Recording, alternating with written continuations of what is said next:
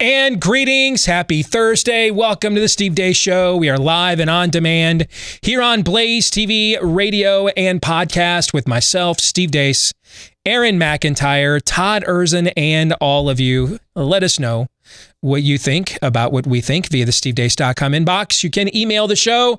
That's steve@stevedeace.com, DEACE. Like us on Facebook. Follow us on Twitter at Steve Deace Show. Over on Parler at Steve Deace on our new MeWe page, which is the free speech alternative to Facebook, which is claiming a post I put up last night that touched on every single hot button issue currently happening received exactly 13 shares in 12 hours.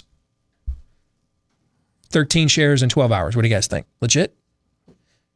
If it is, it's for all the wrong reasons, if you know what I'm saying, right? Yeah. I don't know what legit means anymore. Amen to that. All right. But you can try liking us there. Who knows if you'll ever get a chance to again or see any of our stuff. But for the time being, I guess I'll keep putting it up there.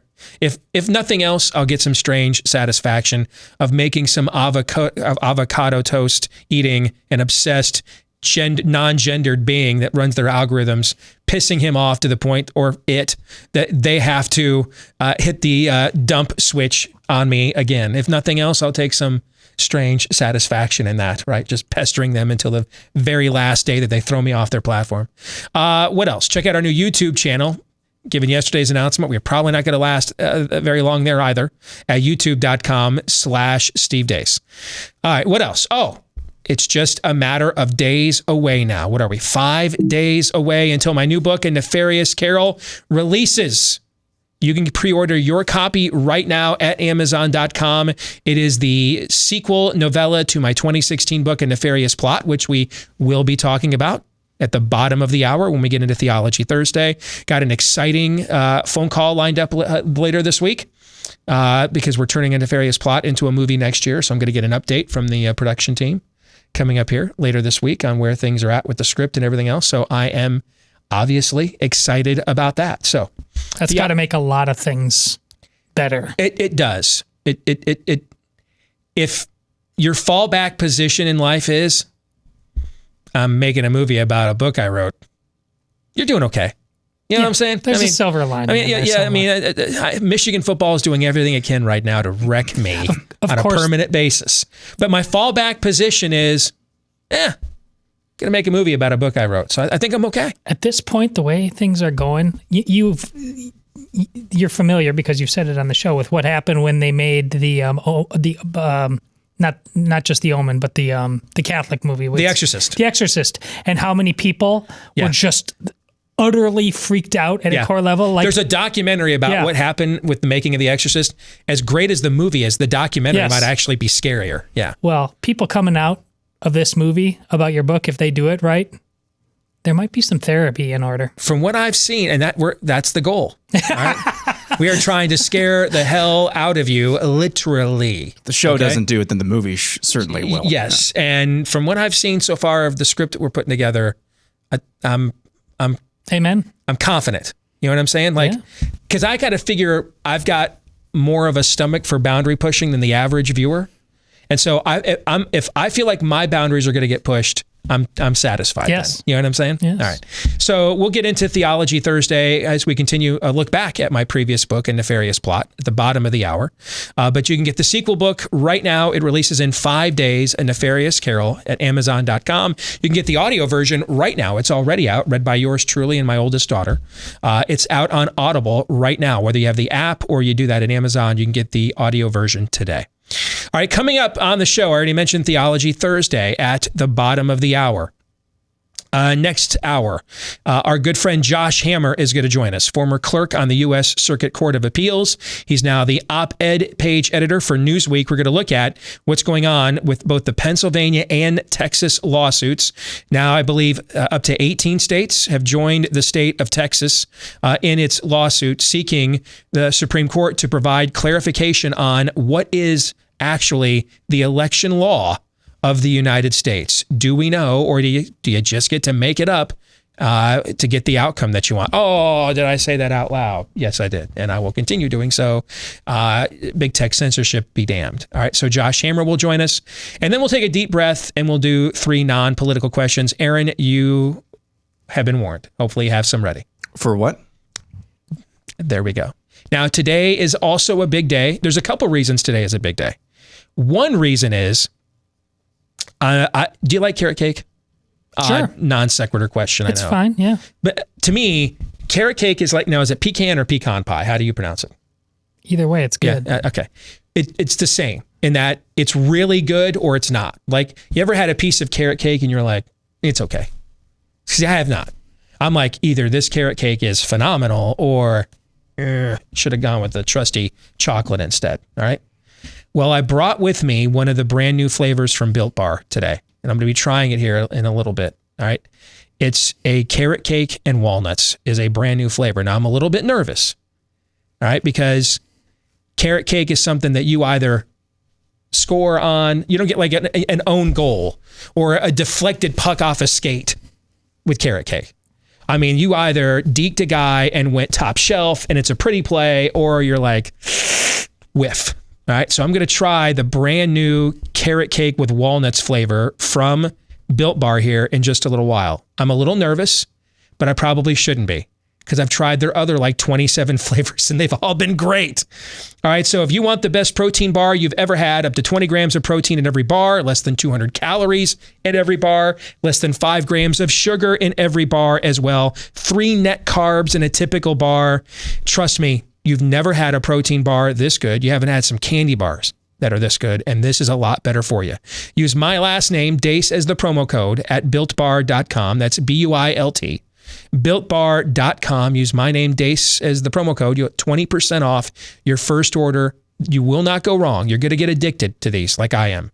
BuiltBar.com, promo code Deace to get 20% off. So I'm going to try the new carrot cake flavor.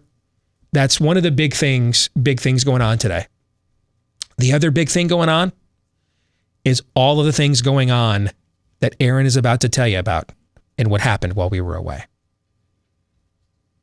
Brought to you by Where's Hunter? Hunter Biden, the son of Democrat something or another Joe Biden, released a statement through the Biden-Harris transition team announcing he's under investigation by the federal government regarding his quote-unquote tax affairs. According to Politico and other outlets, the Justice Department's interest in Hunter Biden is going beyond just the aforementioned tax issues, as the feds are purportedly looking into foreign ties and money laundering with the younger Biden as well. So I guess Tony Bobulinski wasn't making ish up just days before the election after all. Let's go back to late October, shall we? NPR public editor tweets a statement from NPR's managing editor, Terrence Samuels, on why the network isn't covering the Hunter Biden laptop story. Quote, "We don't want to waste our time on stories that are not really stories, and we don't want to waste the listeners' and readers' time on stories that are just pure distractions." Hunter Biden's laptop, that whole thing has been fizzling. It looks like it's tied to Vladimir Putin in Moscow. Of course, this was during the time Twitter placed an all-out ban on the link to the New York Post expose on Hunter Biden's business dealings with China. Do you think we ought to know more about Hunter Biden's laptop? We should note Hunter Biden isn't running for president. That argument has been debunked. Then there's this from media watchdog Arthur Schwartz, who tweets, quote, "When Ken Vogel of the New York Times called Tony Bobulinski, his focus was on discrediting the Biden-China docs and emails. He was disappointed when Bobulinski told him the emails were authentic. Vogel chose not to report what he was told. I know this because I was listening in on the call," end quote. Questions and controversy continues today about Hunter Biden, your son's. There is no controversy about my son. It's all a lie. It's a flat lie because the president has nothing else to run on. CNN reporter Marshall Cohen tweets, U.S. authorities are investigating whether recently published emails that purport to detail Hunter Biden's overseas business dealings are connected to an ongoing Russian disinformation effort targeting Biden's presidential campaign two sources tell CNN. Watch for President Trump to go after former Vice President Joe Biden's son, Hunter Biden, and unverified emails about his business dealings, a story that many intelligence experts say has all the hallmarks of a foreign interference campaign. Moving on, 18 is now the number of states who have joined the Texas lawsuit against Wisconsin, Michigan, Pennsylvania, and Georgia over alleged constitutional violations in how they handled their elections. An amicus brief, or friend of the court brief, was filed with the higher court, the Supreme Court, earlier on Wednesday. The states of Missouri, Alabama, Arkansas, Florida, Indiana, Kansas, Louisiana, Mississippi, Montana, Nebraska, North Dakota, Oklahoma, South Carolina, South Dakota, Tennessee, Utah, and West Virginia have all signed on to the brief that backs the Texas suit. Tech giant YouTube released a statement yesterday saying the platform will remove any content published that alleges widespread fraud or errors that changed the 2020 U.S. presidential election outcome. YouTube went on to say, "You know, deep down, you deserve to be punished." In other big tech news, the U.S. federal government, along with 46 state attorneys general, sued Facebook yesterday, accusing the social media giant of using illegal tactics to maintain its dominance. The state's lawsuit, which was led by New York Attorney General Alicia James, alleges Facebook squashed potential rivals by buying up smaller competitors and closing off its platform to developers of apps it perceived as a threat. More on that PCR testing method. A study from Cambridge University last week showed 100% of those who tested positive using a PCR test were actually false positives when they were checked with a second type of test. PCR testing has not aged well. Speaking of things that didn't age well, here's Joe Biden's new coronavirus advisor, Dr. Michael Osterholm, on November 19th. We need FDR moments right now. We need somebody to say, this is what's happening. This is how bad it is. We're going to see hospitals collapsing in the next 2 to 3 weeks. Again, those comments were from November 19th. Today's date is December 10th. More on the mysterious disappearance of influenza. Researcher Kyle Lamb reports with data from the CDC's Flu View that the percentage of positive flu tests this flu season so far, that's weeks 40 through 48 of the year, is at 0.15%. The 5-year average for the same weeks is nearly 4%. According to a report from the UK Daily Mail, 4 trial volunteers who took Pfizer's COVID-19 vaccine developed Bell's palsy. The side effect was revealed in a release of detailed data from the FDA ahead of a meeting today where regulators will vote on its approval. In case you had any doubts what the endgame for COVID tyranny is going to look like, here's this story from NBC News just a few days ago. New health apps are springing to life. IBM and Clear, the tech company known for expediting security screenings at airports, are both creating new apps to take in concerts and live sports. So here's how it works. The app gives you a health pass to show before you go into big stadiums like this to streamline the process to make it safer and faster for you to get to your seat. It'll flash green if your health information meets requirements. For live events, Ticketmaster is exploring several options, including a smartphone verification system for vaccination status and negative tests. The Australian government has also said it may require proof of vaccination in the future for entry into the country. A glimpse into a vaccinated future and a new normal. And finally, this from the Babylon Bee. Biden to defeat skin cancer by ordering Americans to avoid all sunlight for 100 days. And that's what happened while we were away. I know I have said this quite often, or at least frequently this year. But it's true again. I have never seen a day in my career like today. And it is, for those of you on the East Coast, barely noon at the time we're doing this. If you're listening to the podcast later or watching this on demand later, I mean, it's not even 12:15 Eastern time yet.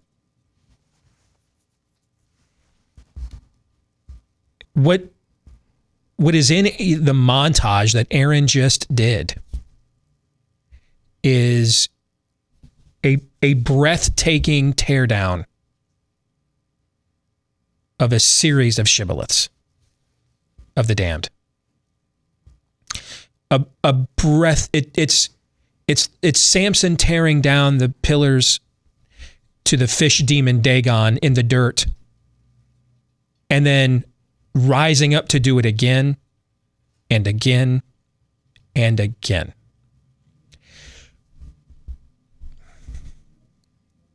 This is the season for miracles, right? As a counter movement to the worldview being depicted here, we don't have the means to do this. If we did, we wouldn't be having a hearing in Georgia right now where the Republican legislature is taking testimony on voter fraud and invited the Republican Secretary of State of Georgia to testify and put this all to bed, and he refused to show up. You know what I'm saying? Yeah. Yeah. We just did a show a few days ago where I asked you guys, I think it was in the overtime, what is the get out the vote message in Georgia? Our list of allies grows thin, Aragon. Yeah, and we were talking about, so you got Mike Lee, let's sell out on immigration. You've got, and then you had David Perdue doing that joint television, one of the candidates, doing the joint television appearance. Hey, I'm looking forward to making deals with President Biden I couldn't make with President Trump. And we're looking at each other like, that's your get out the vote message?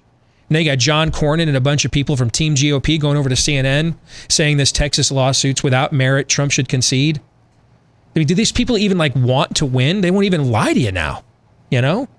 I mean, I have no idea what kind of a get out the vote message that is unless they just don't want to win. It doesn't make any sense. It's like a lot of the forces that have been conspiring against righteousness in this country.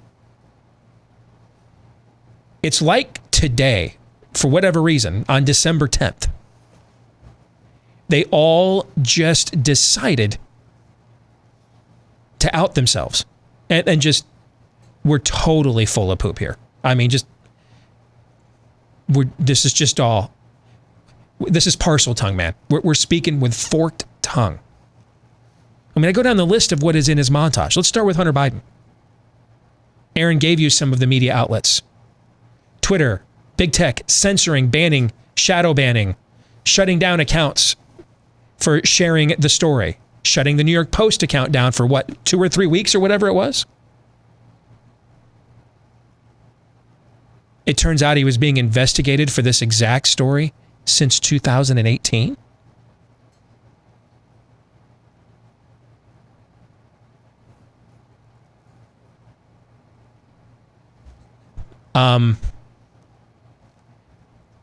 So this entire time,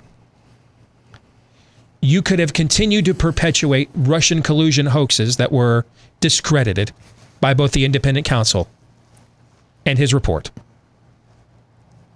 When they were looking for this, they were looking to nail Trump, and they couldn't find any evidence. You can still post about this stupid P-tape whenever you want. But if you posted about a story from one of the nation's oldest newspapers, founded by Alexander Hamilton himself, you were banned, even though the feds were investigating this at the time. In fact, they've been investigating it for a long time. 2 years. 2 years. So they sat on the laptop on the Ukrainian deal the whole time Trump's getting investigated for alleged Ukrainian collusion, right? Yeah. They sit on the laptop that includes at least some surface evidence that even if Trump is guilty of what you're claiming, that he called Ukraine up and said, I'm going to deny you funding unless you give me dirt on Joe and Hunter Biden. The feds set on the laptop that proved there was reason to at least even ask that question, that there was dirt, right? They set on that. We found that out. And now we're finding out that this entire time, people are being censored and shut down before the election. The feds knew about these allegations of Hunter Biden. They had already been investigating them almost 2 years before the story.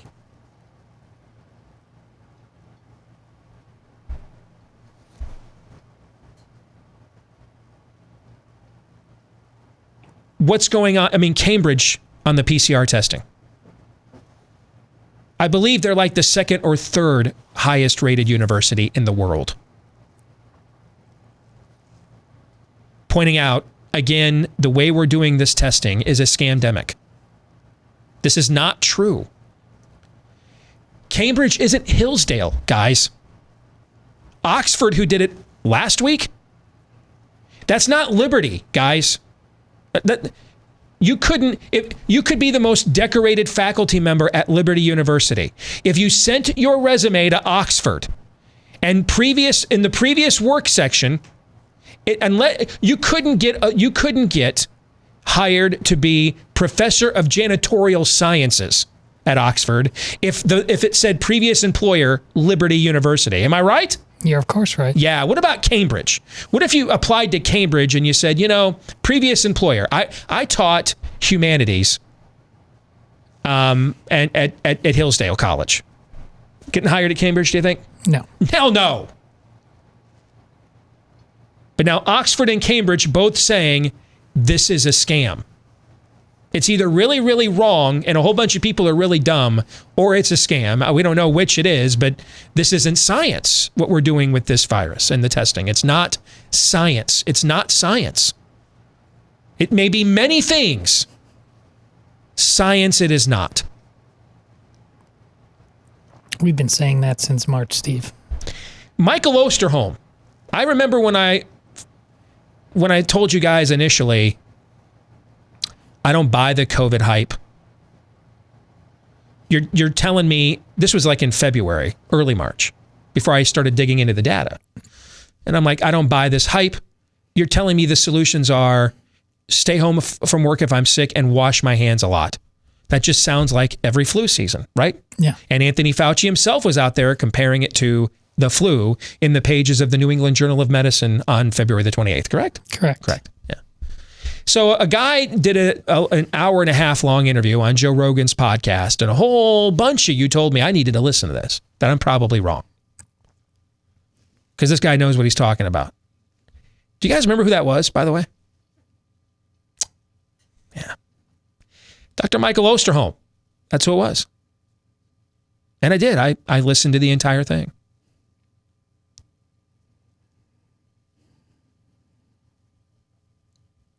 About a month later, Dr. Michael Osterholm wrote, I think it was in the Washington Post, that lockdowns are not realistic. You can't lock us down in order to stop a virus. At some point, we're going to have to learn to live with this. Figure it out. Now he's out there advocating for massive lockdowns. At first, he told the truth about masks. Then he didn't. And now he promised us the hospitals would collapse in America in the next 2 weeks because of Thanksgiving. And they didn't. But that's the guy you all told me when I wasn't taking this seriously enough. That was the guy I had to go listen to on the Joe Rogan podcast. Do you remember this? Sure. Yeah, I did listen to the entire thing. It's that guy in the video. Going all Denethor. Run for your lives! Abandon Minas Tirith!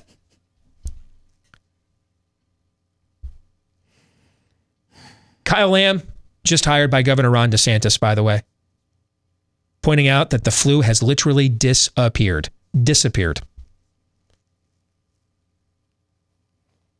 Where did it go? Maybe it's just me, but in a year where things have sucked, I really think we should be going out of our way to congratulate ourselves more for curing the flu, right? I think we should be doing that a lot. I mean, we've obviously cured it. I can't think of any other reason. Can you think of any other reasons where the flu would just disappear?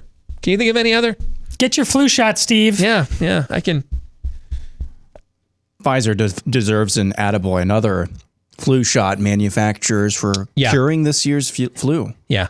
Just when we needed it.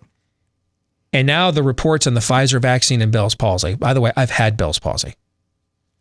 You know, every college fan base usually has like a beloved play-by-play guy that's kind of been there for years and is known because he visits all the fan club circuits and people love the guy, right? At Iowa State for many years, it was a guy named Pete Taylor. And he just up and died out of nowhere. Perfectly healthy guy. Just up and died, stroke dead out of nowhere. When I was a sports talk radio host. Nobody saw it coming. No issues, just struck dead by a stroke. About a week later, I get up in the morning and I can't talk. I go into the bathroom in the master bedroom, and it looks like half of my face is collapsed. Now, you know what I'm thinking after what just happened to Pete Taylor, right? Because what are some of those the symptoms of typically? Right. Some kind of a stroke event, right? So he rushed me to the hospital and everything else. Thankfully, it was not a stroke. It was Bell's palsy. By the way, there's really, from what I understand, you can't really cure it. There are antibiotics and stuff to treat the symptoms for it. And so nobody really knows what causes it, what makes it go away. Sometimes you may notice there are still days where, this happened in 2003 or 4 is when I got this. And so we're going on, 15, 16, 17 years later. There are still days I cannot fully enunciate on my right side. And sometimes you may notice that I have a hitch in my giddy up sometimes when I have to pronounce certain words that require a heavy emphasis on the right side of my mouth. It comes from the fact I had an episode of Bell's palsy. That stuff is no joke. That'll scare the crap out of you.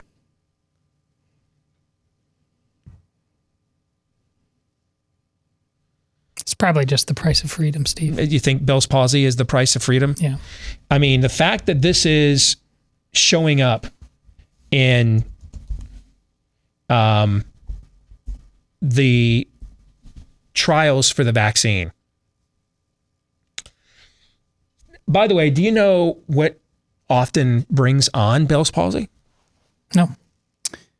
Do you know, Aaron? Do you know? Is it something to do with, I don't know, respiratory viruses? It's a word that starts with the letter V. Vaccination. Viruses. Bell's palsy is usually associated with a form of a viral infection. That's why we have antibiotics for bacteria cures, not for viruses, right? Right. But you can treat the symptoms of a virus with some antibiotics. That's why we don't have if you get Bell's palsy, chances are you're not just going to get a script like you would for every time you get strep throat, what that one prescription you have to get is, right? Okay. Or a sinusitis, which is an infection, right? Okay.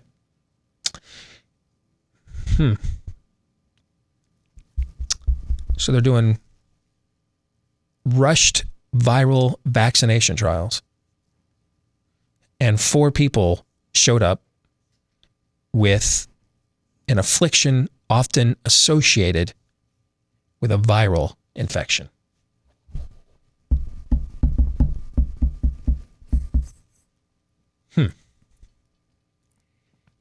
The news today, and I don't know if you purposely put them in the order they're in, Aaron, but that montage could be titled, "Let those with ears to hear, let them hear."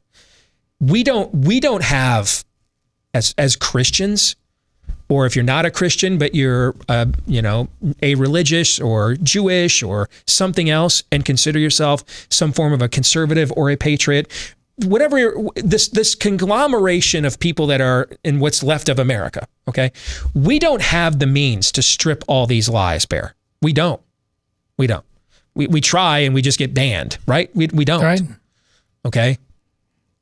I mean, and then our biggest platform, Fox News, you have to fight half of the shows on that channel. They're fighting you more than half the shows on that channel are fighting you more than fighting the left America, right? I bring this up because a power beyond us is what it would take. We, on our own, materialistically, as a movement, as a counter to the spirit of the age, we cannot accomplish what this news cycle already has. I believe there are forces beyond us made this happen and are trying to get a culture's attention. Because if you want to know where this is all ultimately going, if we don't start paying attention, it's the last story in Aaron's montage.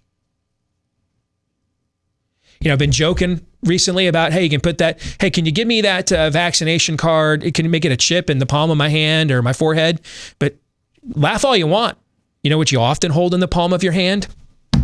One of these. Know what I'm saying? And look how happy she was about it, She was gleeful. Yes. Gleeful to have the control of the state right there in the palm of her hand.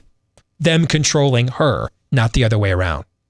That's where this is going.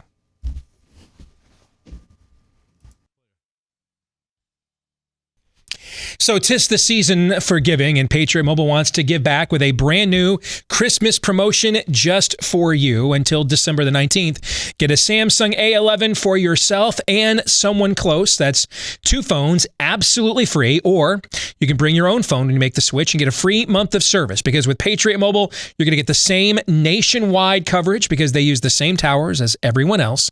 Plus, they have plans to fit any budget. Patriot Mobile is America's only Christian conservative wireless provider. They will take a portion of your bill to do things like supply Bibles for kids, not help Planned Parenthood kill kids. All right. Switching is easy. Just go to patriotmobile.com/Steve. Patriotmobile.com/Steve. Or if you want to do it old school, you can call their US-based customer service team at 972-PATRIOT. Veterans, first responders, you save even more, so make sure you check them out. But you're going to get the same service, a lower price, and they celebrate Christmas too. Get free activation and a special gift when you use that offer code Steve at patriotmobile.com/Steve. All right, let's get to Theology Thursday. We continue to look back on my 2016 book, A Nefarious Plot, which is, each week we discuss that it gets eerily more prescient, right? Yeah. And we're in the portion of the book now where Lord Nefarious, he is the demon general from hell who has written the book describing how he has taken down America at the command of his Lord, the devil himself, and how he did so.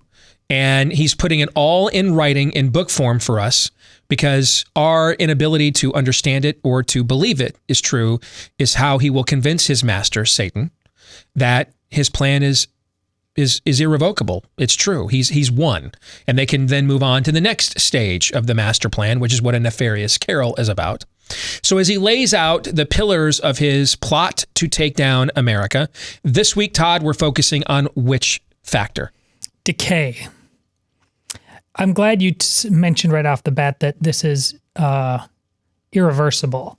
But remember, and we touched on this briefly, Steve, you wrote this book back in 2016. It was published in March of 2016. It came out, so I wrote it in 2015. Yeah. You wrote it then. Remember, now it's 2020. And remember what Steve just said about Aaron's montage, okay? Because he starts off, and it's not Steve, it's Nefarious talking about the Soviet Union and America. This is what is going to happen to you. Not a cautionary tale. You will go down like the Soviet Union. Now, we talk about it's once you become remotely adult in your thinking and learn any history whatsoever, we all the term the fall of Rome ultimately means that the greatest of empires. What happens? How does this happen? Well, but most of us don't have an immediate. We can't have an immediate memory of Rome. But we, Steve and I, we were learning about hide under your desk in case the bomb comes. We know. I remember as a kid when they did the May Day parades under Brezhnev and stuff. We would sit here like frightened as we watched these tanks that we later found out were basically glorified paper mache because the empire was crumbling. But over here, we were fed from our media like, hey, these are going to be marching down your street for trying to. If you elect that cowboy Reagan and he has an arms race with them, their tanks are going to be rolling down your street one day, right? That's what we were told when I was a kid. Right. So in our lifetime, in our childhood to young adulthood, we saw all of that fall. Now, some people will say Soviet Union, communism, all that stuff, America. How do you make that connection? Well, Nefarious is. He says, you are the Soviet Union. Why? Because the external trappings of the structure of your system still visibly appear to be there. But when we peek at the man behind the curtain or we pop open the hood and we see what's inside, you can see that it's a farce. It's a charade. It's a paper mache. It's not a real thing. And if Nefarious were here right now, he would point to that Texas lawsuit as an example of what I'm talking about. 18 states have now signed on to this suit, correct? It's 18. Aaron is the number? That is correct. All right. So we are approaching half of the states in this country are petitioning the U.S. Supreme Court to essentially hold a trial where they sit and preside over a trial while these states sue this other handful of states for refusing to uphold election law and that they're violating the 14th Amendment. We don't have equal protection of the law. You are gaming the system in ways to harvest ballots that were not here. Yet, we're all going to be honest with each other, right? Yes. Okay. Motion. We would be mildly surprised, at least if the Supreme Court agreed to hear or to hold this trial. True.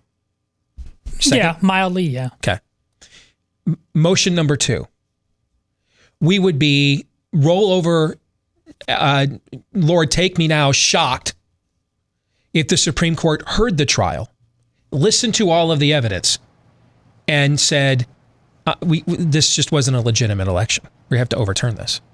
Yes. Yeah. Roll over in my future grave. Yeah. Yeah. That's what I mean by decay. Right there. That we know. We know. I mean, I was on the phone with somebody in the White House when I came in here today. You guys overheard some of the conversation, right? Yeah. We both know. We both said to each other on the phone that the more states that join, unfortunately, the less likely, because it becomes more and more obvious what happened here. And justice isn't on the menu, guys. It's not. Now, I'm all for pushing that question because I want to make them do it. You know what I'm saying? Sure. Like, we need to make them be honest. We need to make John Roberts' court. The more and more, keep signing on, get more and more states. And then let's have our people here, a Supreme Court, where 6 of the 9 justices were appointed by a Republican president, and 3 appointed by the president who is the plaintiff in the case as we speak. Turn right around and then say, but we don't care. Yes, that would be disgusting. Yes, it would be discouraging, but we need to hear this so that we will honestly take a look at where we truly are. We're trusting in a system that does not exist. Instead, it exists, so you can't get immediate cert in the Pennsylvania case, but illegal aliens get immediate cert whenever they want. And they get every ruling ever that they want. One of the greatest rants I've ever seen in a movie, Al Pacino as John Milton, the devil, in The Devil's Advocate with Keanu Reeves. The rant, you can find that scene on YouTube without going through all of the other stuff in the movie that has certainly earned its R rating. So if you don't want to sit through that part, but just you can find the rant that Al Pacino goes on at the end of that movie as the devil. That movie is well over 20 years old. And everything it says is true. That I've turned all of your systems against you. That Pacino rant was one of the inspirations for me to write the book the way that I did. Where he takes on the tone of just being in your face and laying it all out there all the time. And all our institutions that we would trust, there is a constitution. It is a dead letter. If we're being honest, it doesn't matter. There is a Republican Party. In the last 2 weeks, they should be the opposition. In the last 2 weeks, Mike Lee has said, let's get some amnesty in there before the Georgia runoff for some odd reason. Let's go to CNN and say the Texas lawsuit's a farce, John Cornyn, and Trump should concede. I mean, let's have one of the candidates say, actually, I'm looking forward to cutting deals with Joe Biden when I get back into office. You're getting to see the institutions that we have entrusted are dead. Dead. White. Let me borrow an expression a wise man once used for such entities. Whitewashed tombs. But Nefarious is just pointing out, I'm the one that did the whitewashing. That's all. These are whitewashed tombs. And even if in the end, the court doesn't hear the Texas case or rules against it. We have come to the moment of truth. We now know where everybody stands, once and for all. And the last shibboleth, vote Republican for good justices, right? That's our last remaining one. Let's just be brutally honest about that too, right? Right. That's pretty much most of us in this group, in this part of America. That's the last remaining shibboleth we have. Well, what happens when you put right on their doorstep? More than 1/3 of the states of this country have said, hey, this was an election that at the very least begs some questions about the future integrity of the process. And they did all of this in order to elect an obvious dementia patient. It's ironic. They're going after Dianne Feinstein this morning because they don't like the fact she said something nice about some Republican. And they're attacking Dianne Feinstein. One of the things they're saying is, well, she's been known to lose her train of thought. They're going after her for dementia. Well, that should probably qualify her to be their nominee next time, then, I would guess. But that's what Nefarious is talking about. The institutions that you use that should be in place to defend you against the likes of Nefarious either no longer exist, or the likes of Nefarious uses those institutions against you. Well, how did he happily get us to that point? Because this is a shorter segment than we usually do this in, Steve, you've got about 7 minutes, but this was an incredibly popular segment when we did it originally, but we've never done it in the context of Lord Nefarious. Nefarious admits he accomplished this through the 7 deadly worldviews. So let's start with one. You got about a minute to go through each one, but I think we'll have fun doing it. Number 1, Gnosticism. It's the beginning of the question of, did God really say? Is there really an ultimate truth that is self-evident, that must be found and pre-exists us, or is truth subjective? Is it true that God really said that, or do we really say? That's what Gnosticism is about. Number 2, legalism. And again, just to reset, these are not in random order. Steve, no, they're in an order of deconstruction. Them up, and he explains this at length. Once you think, well, I don't know, did God really say? Well, then we all agree somebody has to have a say, right? So if God's not going to have a say, guess who is going to have the say? We are. People are. That's what legalism is. Number 3, dualism. Now that we have decided that we are the say and not God, then we have say over what is good and what is evil. We can, we act like we get to choose them. They, and then we ultimately wield whether they are good or they are evil or not. Now, these are not, again, objective forces, but they're subjective. They bow to our whim. We choose them. They don't choose us. That's where we go into dualism. The classic angel and devil on your shoulder, both tempting you, and which one will you choose, or the light side or the dark side of the force, right? That's what I'm talking about there. Number 4, Darwinism. So we have now said God didn't have a say. We've now made ourselves the ultimate say. We've then said that we get to have a say in what is good and evil and who is which and who is not. It only makes sense then that we just toss God out altogether now. All right? We reboot. In the beginning was not the Word. In the beginning, he didn't speak the earth into existence. We just now we're going to retcon this entire thing called existence now. And we're going to start all over with, in the beginning was nothing that meant nothing on a pale blue dot. And then just for no other reason became something when some proteins and some amino acids collided one day. And then billions of years later, after we were done being apes, we just randomly mutated into what the human beings you see with the 2 trillion cells today. Number 5, utilitarianism.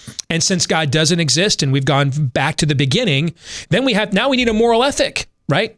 So to each according to his abilities, for each according to his needs. The good of the many outweigh the good of the few. Whatever does the most common good, whatever avoids pain and suffering is good. That's utilitarianism. Number 6, syncretism. Then we have a disagreement. Now that we've made everything subjective, I've got my subjective truth, your subjective truth. How do we mold and meld these things so that we don't clash? We syncretize them into just one genetic, philosophical bouillabaisse. So you throw it into a cauldron with some dash of newt and eye of bat, stir it together with some boiling water, regurgitate and pour it out, and comes a belief system that means absolutely nothing. A big soup of my truth. Yes. And lastly, in number 7, Secular humanism. This is the final stage of devolution, where you are now removed of all of your old magic, to borrow a phrase from C.S. Lewis. All your old magic is gone. You're stripped of, to give a tip of the hat to my Catholic friend, your traditions are gone. Tradition is gone. History is gone. Legacy is gone. The old magic is gone. And now you're stripped bare of that so that you can be prepped and prepared for the new worldview, the new religion that you will believe instead of the old one. And that is where we are at right now. You are being, at the time I wrote this book, I think I Nefarious said you were kind of at the latter stages of syncretism and heading into the final stage. I think we have devolved very fast and quickly into this final stage. You are being prepped now for once Western civilization is gone, once the Judeo-Christian ethic is banished, something will have to take its place. Nature abhors a vacuum. And it won't be just some meaningless subjectivism, your truth, my truth. No. It will be the next truth. And that's what's going on right now. Yes. That was a good lightning round. Not bad. Not bad at all. You wrote it, so. So I can kind of cheat a little bit. I know the material. Aaron, what do you think? Yeah, this chapter, the decay that we see, it's in some ways like a frog in a boiling kettle, though. Mm-hmm. Think about this. And I would encourage anybody to feedback, find me. I've been trying to think of an event, just to relate this to current events. I've been trying to think of any world event, at the very least in modern history, that is like what we've seen this year, where the reaction from all the world governments was pretty much in line with each other. Yeah, I can't babble. That's the last time I can think of it. Yeah. Is that bad? I wouldn't call it good. What's good? Is it trans bad? Is it trans good? We'll come back. Josh Hammer on the challenge from Texas to the election next. Back with Hour 2, live and on demand here on Blaze TV, radio, and podcast. Steve Deace here alongside Todd Erzin, Aaron McIntyre, and all of you. Let us know what you think about what we think via the stevedeace.com inbox. Steve@stevedeace.com is how you can email us. Like us on Facebook. Follow us on Twitter at Steve Deace Show, over on Parler at Steve Deace. Check out our new MeWe page. That's Steve Deace over there as well. And then our sure to be soon banned YouTube channel at youtube.com/Steve Deace. Coming up at the bottom of the hour, 3 non-political questions. This portion of the show brought to you by Home Title Lock. You do not want to get a crash course in home title theft the hard way. You may think this can never happen to you, but unfortunately, it's called home title theft. And what goes on here is cyber thieves know nowadays a lot of our home titles are kept online. So they forge your signature on a quitclaim deed stating that you have sold your home to them so that they can then take out loans against your equity. And you often don't find out about it until the equity is gone, and or late payment notices, foreclosure notices begin to appear in the mail. Unfortunately, the vast majority of your mortgage lenders, your homeowner's insurances cannot protect you from this, but that's what Home Title Lock does. For pennies a day, they'll put a virtual barrier around your home's title. The moment they detect any tampering, they'll mobilize to shut it down. And in the unlikely event you become a victim of title theft while a member of Home Title Lock, they're going to spend up to $250,000 in legal fees in order to rightfully restore your home's title to you. So go to HometitleLock.com and register your address to see if you are already a victim at HometitleLock.com, and then use the code RADIO for 30 free days of protection. That's the code RADIO for 30 free days of protection at HometitleLock.com. Let's bring in good friend of the program, Josh Hammer, editor of the op-ed page over at Newsweek. But he also, in a past life, served as a clerk on the U.S. Circuit Court of Appeals. It's good to have you with us, Josh. How are you?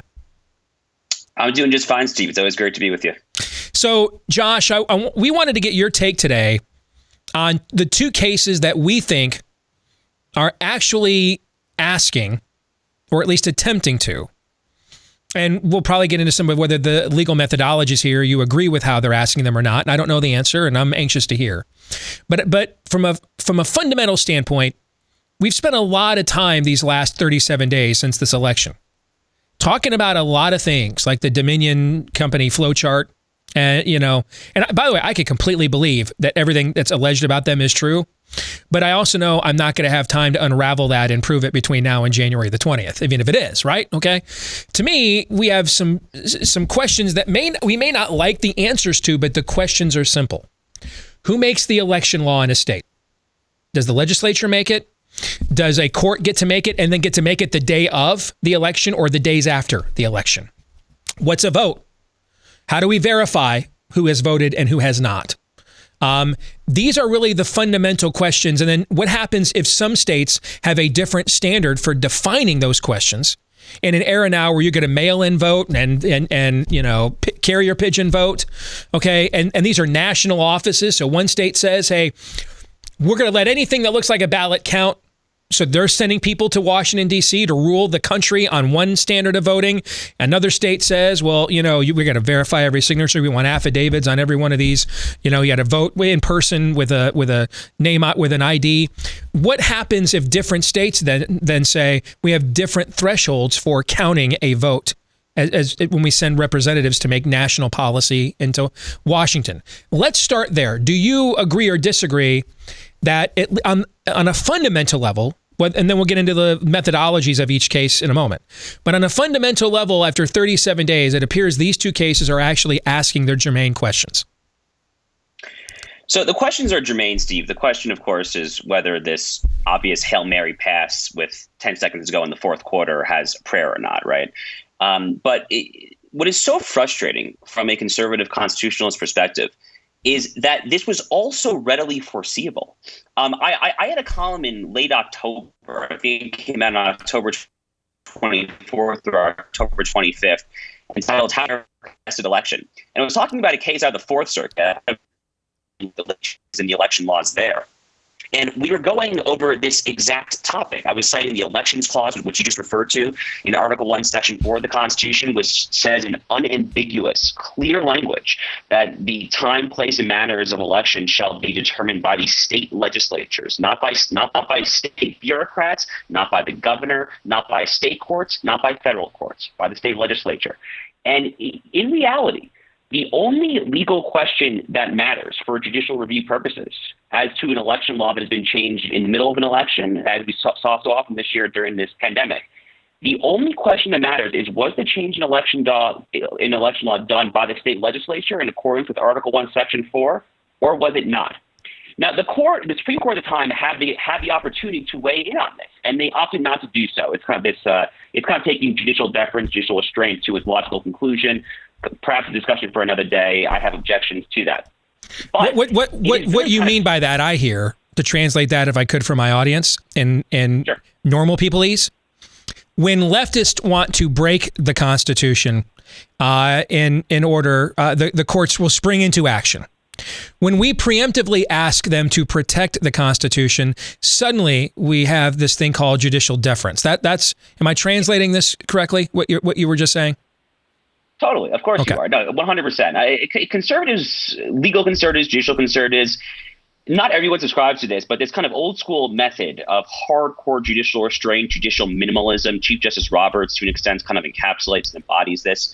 What it often amounts to, Steve, you and I both know, is just tying one hand behind your back. Right. I mean, what it amounts to in practice is the left wins, the right loses. Right. That is oftentimes, and that's what you're saying. That's totally correct. Yep. So look, the question is does this have a chance in hell at this point? Obviously, it's slim. It's very, very slim. But the legal questions that are being raised here, and we're going to get into that, I know, are not silly. They are not fatuous. They are definitely germane and relevant.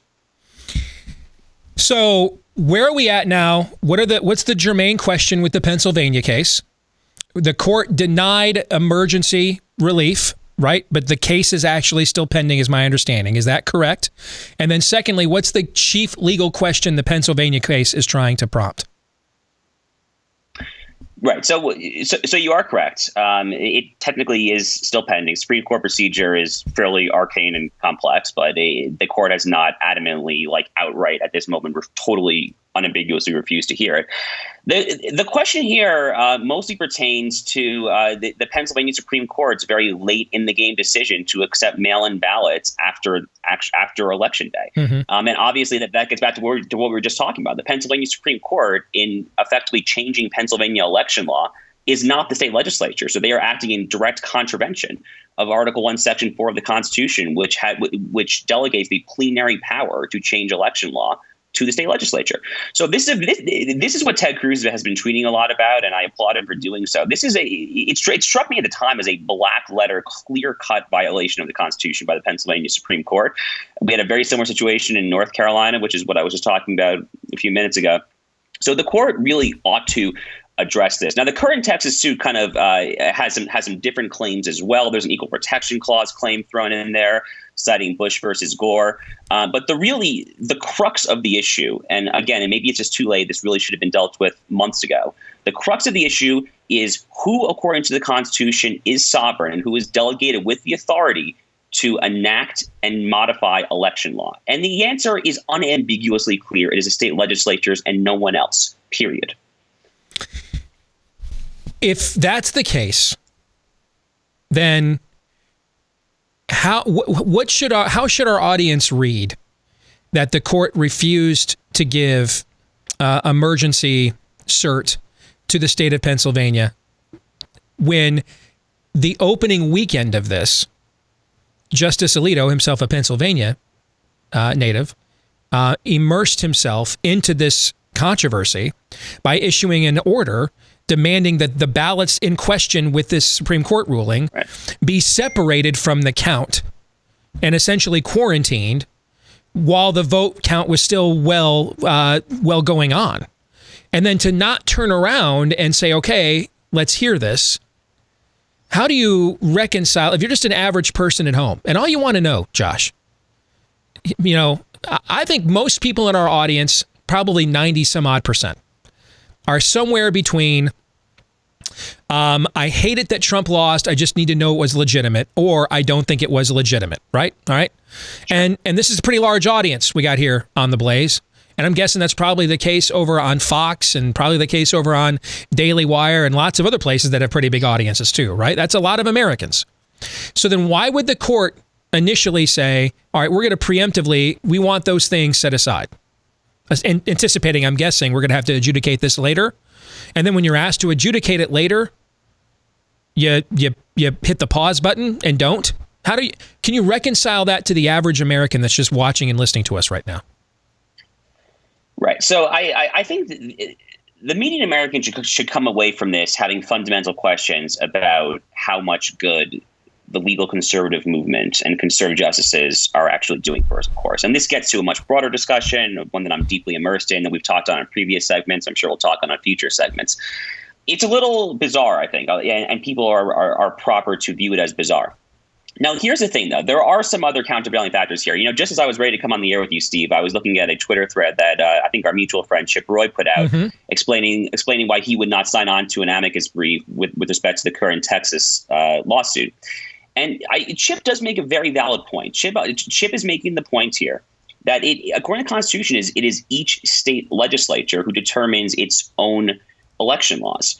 So the issue here is what lawyers call standing. Does the state of Texas have the standing? Can it show an actual legal injury or a legal harm that it has been negatively affected by another state's internal procedures? So the legal questions here with respect to standing are admittedly a little thorny. Now, if we really want to get in the weeds, there is very broad latitude for standing in current Supreme Court precedent. There's a 2007 case called Massachusetts versus EPA, where Massachusetts was given standing to essentially try to get the Bush administration's EPA to enforce greenhouse gas regulation due to receding coastal ocean wave lines. I kid you not. That is literally Supreme Court precedent.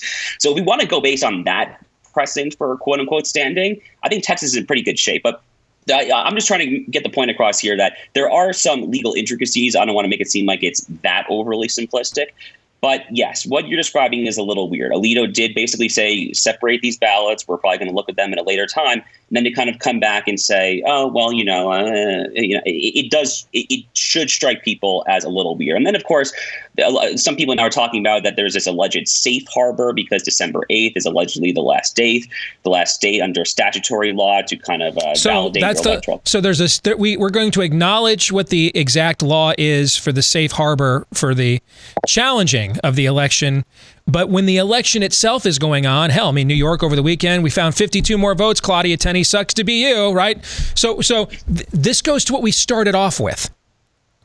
Whenever they want to destroy the system, they get any latitude they want. Whenever we try to undo that or preemptively stop them from doing it, suddenly now there is judicial restraint. What was the point of Alito then preemptively putting an injunction against those votes to be set aside if they weren't then going to adjudicate this later on? That doesn't make any sense at all, Josh. Yeah, it doesn't, right? And you need 4 votes it's the rule of 4. They call it. You need 4 votes to grant cert in a case. You have to assume that Alito did vote. You have to assume, Clarence Thomas did too. So someone squished out. Okay, that's obviously what happened here. I'm sure Roberts obviously was not a vote. So then you can kind of do your own calculation as to who among Amy Coney Barrett, Kavanaugh, et cetera, who is not voting to grant cert here. But yeah, it is definitely weird. And it's very frustrating. See, if we can kind of just talk a little bit more about the politics here, not getting into the Supreme Court nitty ditty legal nerd details. The problem here, Steve, is that many conservatives, and I am certainly among them, have serious doubts and reservations about the various integrity of this election. I talked to very intelligent conservatives. I was talking with this former Supreme Court clerk the other night, and he was telling me that he is beyond convinced, beyond a shadow of a doubt, that this election was stolen. He used the word stolen. He said, and you know what? I don't even necessarily disagree with that. The way that they were.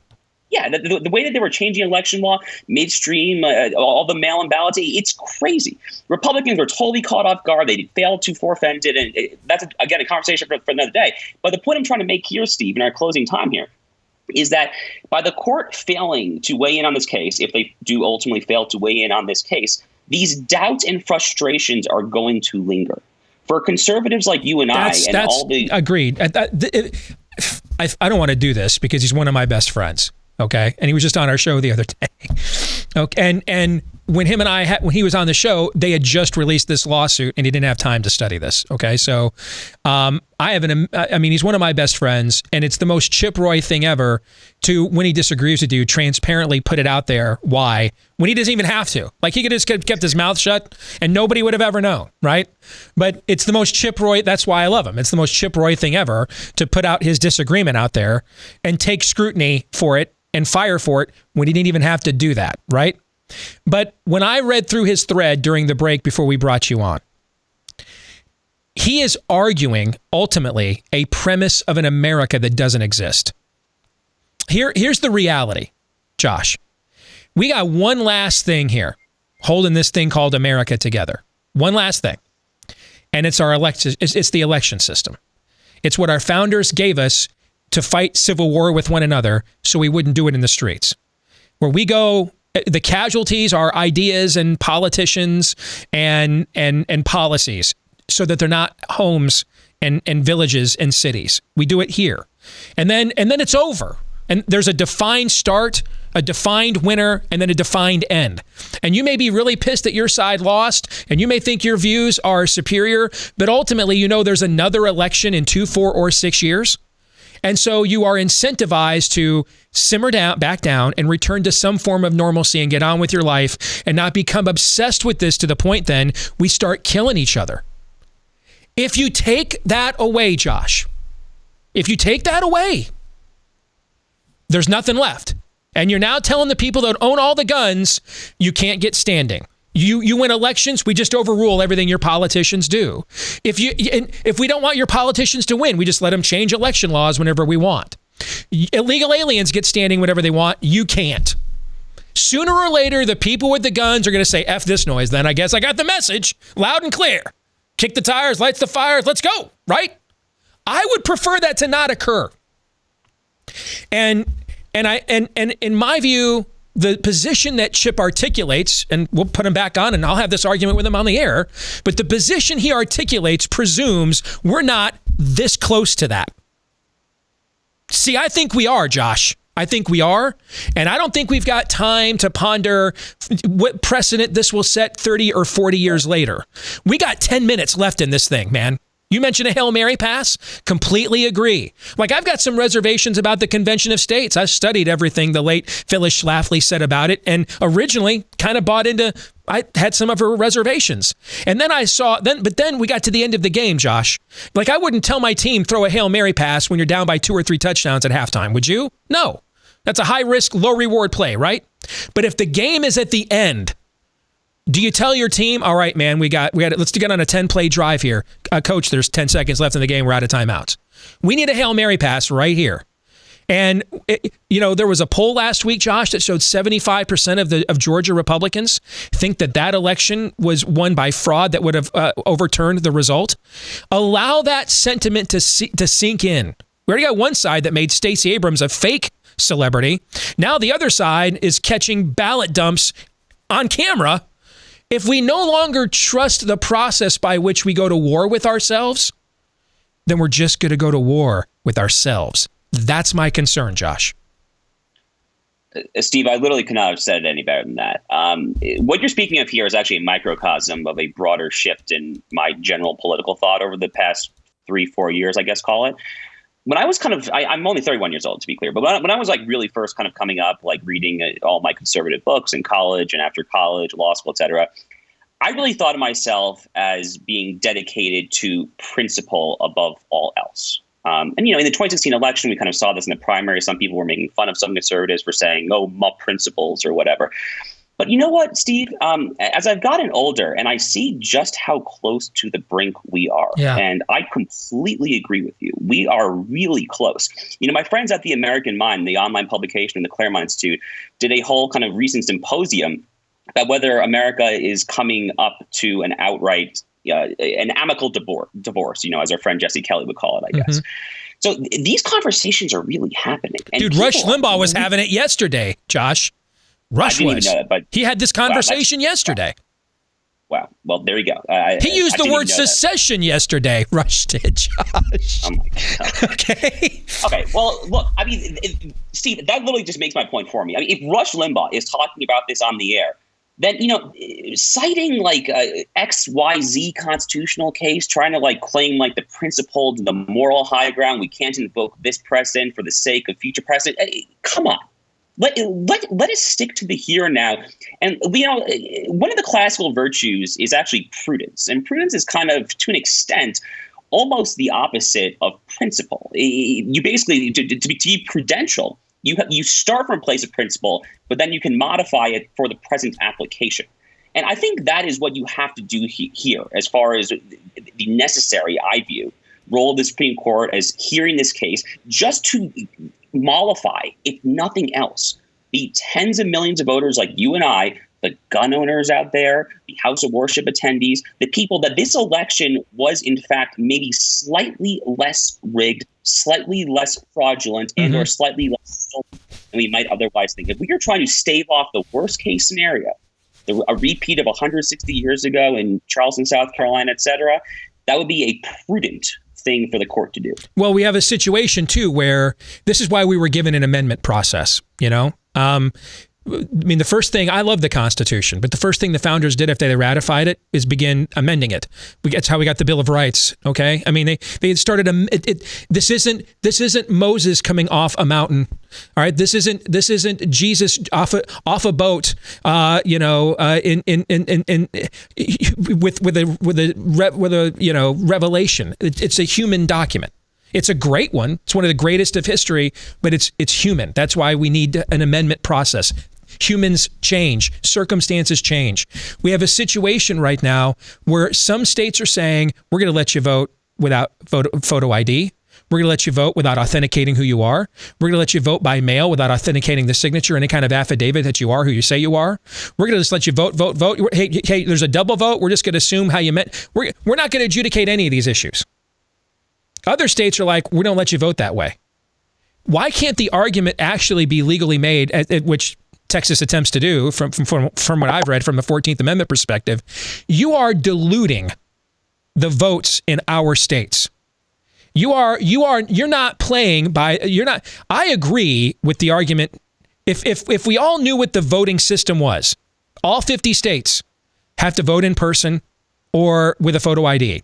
If you cannot vote in person, you may vote absentee or by mail, but then that needs to accompany a sworn affidavit that later on, if we find you were not the one that signed off on this, that's punishable by, in a court of law. Something like that. If we all had a uniform voting process, then hell no, I don't want the Supreme Court to step in and decide what is a vote and what is not. You know what I'm saying, Josh? We don't have that, Josh. We have some states that best case scenario don't know, have a handful of counties that don't know how the hell to use the post service and how to post and stamp a ballot on time and what the actual election day is.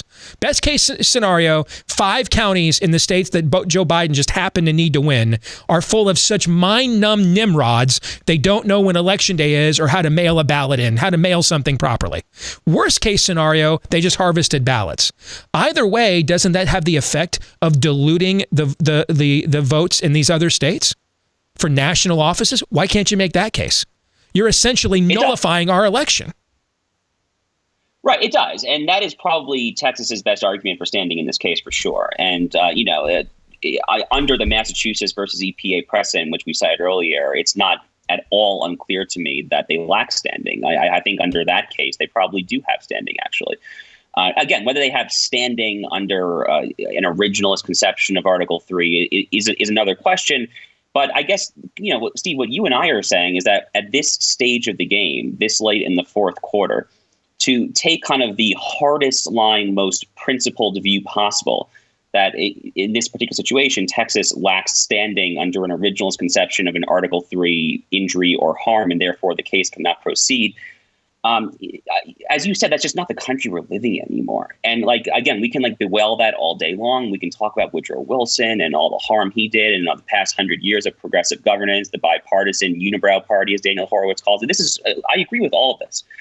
But in the here and now, we are trying to stave off the worst possible circumstance imaginable. Our key institutions, the institutions that are supposed to promote integrity, which, by the way, is ostensibly allegedly what Chief Justice Roberts cares about. Mm-hmm. If you listen to Chief Justice Roberts' law clerks, what he's allegedly concerned by above all else is not the text, the original meaning, or anything like that. He cares about the public image of the court, the so-called institutional integrity of the court. Now, the irony of John Roberts is that he uses that logic to so often arrive at the complete opposite of what would bolster the integrity. Right. But here, the best thing the court could do for its own integrity and the integrity of this country as a unified body politic of the we the people, which the Constitution's preamble so elegantly speaks, would be to hear this case and to do something to assuage the very real, very legitimate doubts of good-hearted, patriotic, gun-toting religious citizens across the country who have serious reservations about this election. It's very well said, my friend. Thank you very much for joining us. Good to see you as always. All right, take care. You got it. Josh Hammer, former clerk on the U.S. Circuit Court of Appeals, now the op-ed page editor over at Newsweek. You guys have any thoughts on that conversation?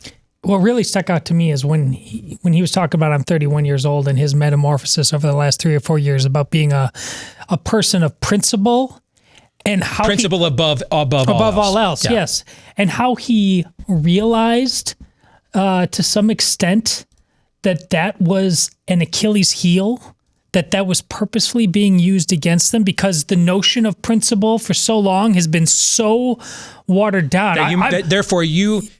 Because you're so hyper-principled now, you can't actually act on what you believe. You just have to stay in your principled box is what you have to do. You can think you're conservative all you want, but when you're surrounded by severe conservatives like Mitt Romney, it's a dead letter. You want to talk, dead naming and Ellen Page? Josh is saying it's the same thing. What weight does that word have? Which is not to say become unprincipled. it's to no way, understand shape, or form. It's when Jesus says to the Pharisees, you guys tithe on every ounce of dill, cumin, spice, yet you reject mercy, you reject forgiveness. You should have followed the letter of the law and he said those latter things are the spirit of the law. He doesn't condemn them for following the letter of the law, but he condemns them for doing so at the expense of the spirit of the law. The point of our Constitution, what are the first words of the Constitution? And again, this is what I would say to my friend Chip if he were here. The first words of the Constitution are what? We the people, in order to do what? In order to form a more perfect union. Therefore, the rest of the words that follow suit in that document are to serve that mission statement, correct? Yeah. The point of the rest of the document is to form a more perfect union. Union. This is dissolving our union. The first principle of the Constitution is to form a union. And then it spells out what needs to happen for that union to stay together. The very first principle of the Constitution is being violated by these states. They are dissolving our union. They're attacking the integrity of our union. Therefore, whatever precedents or codicils or clauses or amendments may come into conflict with the remedy at that point are irrelevant. That's why Lincoln went to war. He told him that. Yeah, no, you don't get to do that. You're dissolving the union here. Those other things come into play when we want to remain a union. You are dissolving the union. The very first mission statement of the Constitution, I believe, Aaron, is at stake here. Yeah, and if you want another football analogy, you gave out one there at the very beginning, or maybe it was Josh. This is a Hail Mary pass with 10 seconds left in the game. Well, the game has been played with the other team saying, okay, you're not allowed to tackle, you're not allowed to make forward passes. And guys on your own team are saying, okay, and calling you an idiot for not wanting to play by the other team's rules. That's the game we're trying to win. You tell me if it's going to be successful. It might, but you've already set yourself, or we've already set ourselves up for failure. 3 non-political questions are next. With travel, what it is, you may not get home to see mom, grandma for Christmas this year, some other loved ones, but you can still put a smile on their face with Bloomsy Box. They are simply better blooms. Now it's spelled bloom. Get it? Bloom, flowers. Haha. Add the SY. So Bloomsy Box. They're simply better flowers. Had these at our house for my wife and got them like 3 weeks ago. They just actually began to fade a couple of days ago. Beautiful arrangements that are all put together right there, hand-picked at a farm. They've got these across the country, and they're delivered straight to your door so that these are fresher flowers, and that means that they're going to stay fresh once delivered even longer. And the prices are already incredible, but right now with their sale, you're going to save an extra 25% off for Christmas. That's no hidden fees, no endless upsells. You can just make this a one-time purchase for this Christmas with the uniqueness of 2020, these unprecedented times. Bing. Yep. The sale ends soon, so make sure you take advantage of it right now from Bloomsy Box. 25% off if you hurry over to bloomsybox.com. bloomsybox.com. Enter in the promo code Steve. That's the promo code Steve for 25% off at Bloomsy, BLOOMSY. 25% off with the promo code Steve at bloomsybox.com. All right, let's get to 3 non-political questions. We all have questions. Who am I? Why am I here? Where am I going? Who am I? A search and a question of identity. Why am I here? A question of meaning and purpose. Where am I going? Question of destiny. Some better than others. What sort of morality or proto-morality would you expect to find in a chimpanzee troop? Injecting some levity into the demise of Western civilization. It's 3 questions on the Steve Deace Show. Yes, we need a little break from the decline and fall of America and Western civilization. It's 3 non-political questions. Question number 1. If you had a choice of these activities, these 3 activities, being mandated by the government, which one would you choose? A, mandated Christmas lights on your house, putting those up every year. B, mandated caroling. Or C, mandated Christmas candy making or baking? And nobody gets to take, I don't believe in mandates. All right, just for the fun of it, we'll play along. Yes. Okay. Thank you. I think I do the Christmas caroling. Used to do that. We used to go caroling and stuff when I was a kid. Groups would do that and stuff around the neighborhood, and we'd go and do that. And always looked forward to it. Always had a ton of fun with it. And, you know, we have lived in our home now. It's been 14 and a half years. And I'm often just so busy with my job and everything else. And then the time that I am at home, I kind of, you know, America first is getting thrown around a lot these days, right? I'm kind of Deace first. You know, I mean, there's so much time I have to spend to do all the things I have to do that when I am at home and those things are done, I'm so fixated on pouring that time back into my kids and my family, you know? I don't really know jack squat about most of my neighbors. I just don't. I just don't have time to get out that very often. I just don't. And this, I think, would have a ancillary benefit of maybe providing a device and a mechanism to get off your duff and, you know, engage the people around you a little bit more often, you know? So, and plus I'm just a massive fan of Christmas music. Like, I love Christmas music. So that would check a few different boxes for me. So I'm going to go with the caroling. The best way to spread Christmas cheer is singing loud for all to hear. Thank you. Yeah. Mandated Christmas lights, because it would force a very effeminate male class to get on a ladder and get on a roof and just do some marginal dude things, and it might prime the pump a little bit. Todd is so broken. He just wants guys to get on a ladder. That would be good. And probably several of them to fall, I would imagine, at the rate he's going. That'd be fine. Yeah. I think for me, it would be mandated Christmas candy making. Christmas candy making. It seems like, I don't know if it's a tradition at y'all's house, but man, like every single Christmas, my mom would just like make a little bit of everything. And sometimes, depending on how many people were there, a lot of bit of everything as far as Christmas cookies. Yeah. I mean, we'd make homemade caramel, my mom did. chocolate My mom dipped. is a good baker. She did it too. You know, just almond bark on all the things. Almond bark on all the things. I actually used to eat almond bark straight. But my mom makes some phenomenal fudge. It's phenomenal. Oh, yeah, it's really good. Yeah. Question number 2. Who's on your Mount Rushmore of musical acts known for their Christmas music? They don't have to be solely known for their Christmas music, but known for their Christmas music.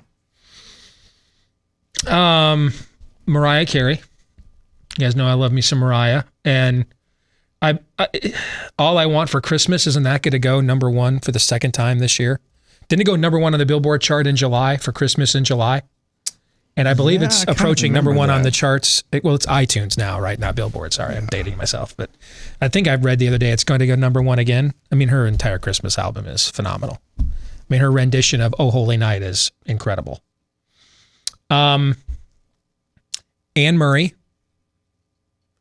That was my mom's favorite Christmas album when I was growing up, was Anne Murray's Christmas album. And I mean, I spent hours as a child sitting in front of the tree with that record playing, you know. Her rendition of Silver Bells is phenomenal on that album. Maybe the most underrated Christmas carol, because it's rarely been done well, is Go Tellin' on the Mountain, okay? It might be my most underrated Christmas song, because it's just rarely been done well.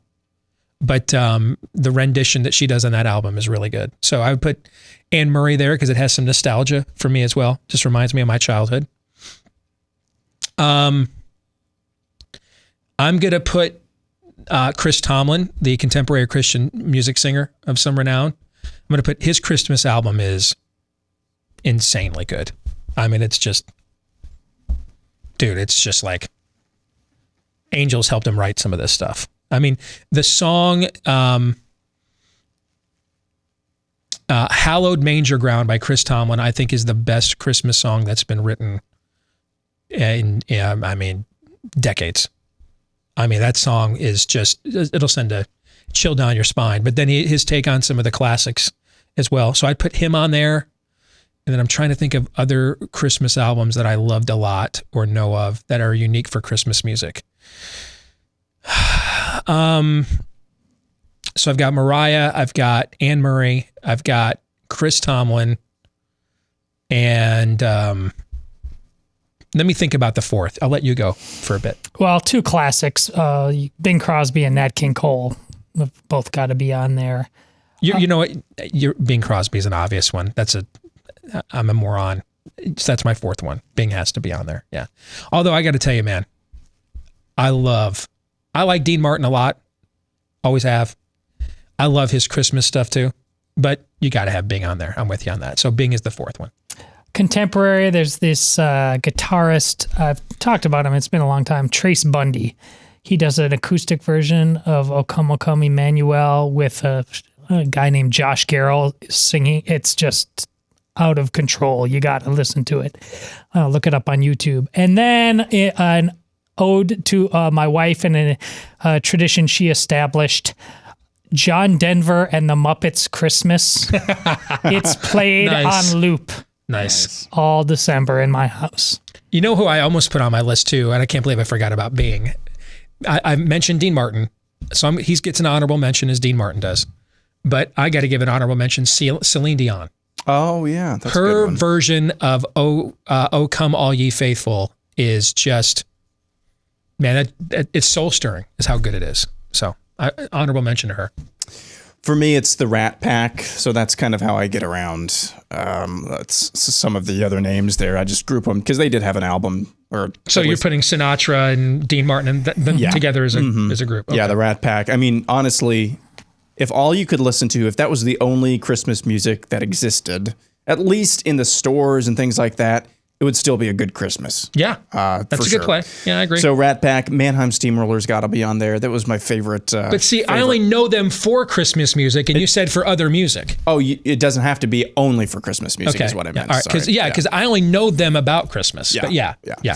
So Mannheim Steamroller grew up on that stuff. For modern or more contemporary, Michael W. Smith and Amy Grant in concert together. And I think they have some live CDs. So Amy Grant's original Christmas album, that with her version of "Hark the Herald Angels Sing" and "Angels We Have Heard on High." Yeah, that's an incredible album. Yeah. There's a few years there. I don't know if they're still doing it. Obviously not this year, but there's a few years there where they would have tours around mostly the Midwest.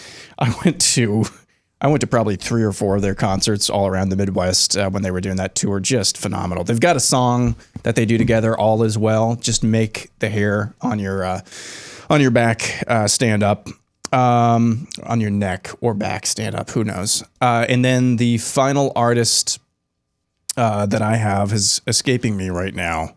Darn it, because I did all of this from memory. Pentatonics. Pentatonics is the other one. They have some really cool Christmas stuff too. They do an interesting version of like "Hark the Herald Angels Sing" and stuff like that. I've heard. Yeah. Yeah. Final question: if you could have dinner with any living person who resides outside the U.S. right now, who would you choose? And go into detail why. Donald Trump lives outside the U.S. Oh, outside the U.S. Okay, I was already preparing an answer. Outside the U.S. living person. You want to take this one first? Because you know me, I pay so little attention to anything outside the U.S. as the ugly American. All right. I do. All right, I have my answer. All right. Boris Johnson. I was thinking about that. I mean, I literally, are you mentally ill? Like, are you of sound mind and body? I mean, did you fall on your head? Do you have Bell's palsy? I just... Were you one of the vaccine trial candidates? Are you the long-term effects of COVID-19 that they warned us about? Yeah, I don't even know what I don't even know what to say. I mean, it's just, I can't even analyze it. You know what I mean? I mean, it's just, and I am cheering on left-wing Oxford and Cambridge against Prime Minister Brexit. You know what I'm saying? I mean, what? It's a psychosis. Do you have Mike DeWine disease? I mean, what is your issue with this? I mean, the lockdowns, and Bibi Netanyahu is a close second, by the way. Although there's a part of me, and I've talked to a few people that know the situation over there in Israel, that think a lot of these lockdowns were specifically timed to help Bibi Netanyahu get through some difficult political situations he had this year. But Boris Johnson, man, how do you go from I'm Prime Minister Brexit last year to Denethor? Run for your lives! How does that occur? I need to know that. All right? I need to know what has transpired with that individual. So that would be my call, Boris Johnson. Pretty much for the same reasons I would talk to the Pope. That's a good decision too. It would hurt. See, it would hurt a lot. I can envision myself being exceedingly frustrated with that conversation though. You know what I'm saying? Oh yeah, I know I would. Yeah. But I have to have the same conversation. I want to know, like, what threads are you drawing on that have gotten you to this place? Because it says the church as a whole and its voice as a light in the darkness in 2020 on this virus, it's just been appalling. I know. Appalling. I know. We want to talk about statesmen a lot, but you know, the people of God, the Black-owned regiment, I mean, where have they been? They've been face diapering up as hard as anybody. They're terrified. There's a lack of transcendence over there in the Vatican, is what I hear you saying, right? Dear God. Yeah. Yeah, I agree. I think for me, I would want to have dinner with Edward Snowden. Because there's this... That's an intriguing choice. I don't know if I want to call it a huge debate, but there's been a debate going on certain segments of Twitter about whether or not Donald Trump should pardon him before Trump leaves office. I've just kind of punted. I've kind of punted on trying to figure out the truth of who Edward Snowden is. So you want to find out for his motivations, and I want to find out for myself, because on the one hand, all the people who tell me he's a traitor and guilty and an enemy of America are the same people, or at least belong to the same circles of people who brought you the Peter Strzok's, Lisa Page's, and Deep State's Russian collusion witch hunt of the world. Well, at the same time, I find it very, very curious that Snowden just happened to end up in Moscow, of all places. Yeah. So I don't know what to make of him. And I think that maybe sitting down and talking to him might actually be illuminating. So that's my pick. Those were both very good choices. I'm conflicted on the Snowden thing. I appreciate him blowing the whistle. He doesn't work for the government. He works for us. I'm very suspicious, though, of a guy that finds a safe harbor with Vladimir Putin for the last 4 years. You know what I'm saying? Yeah.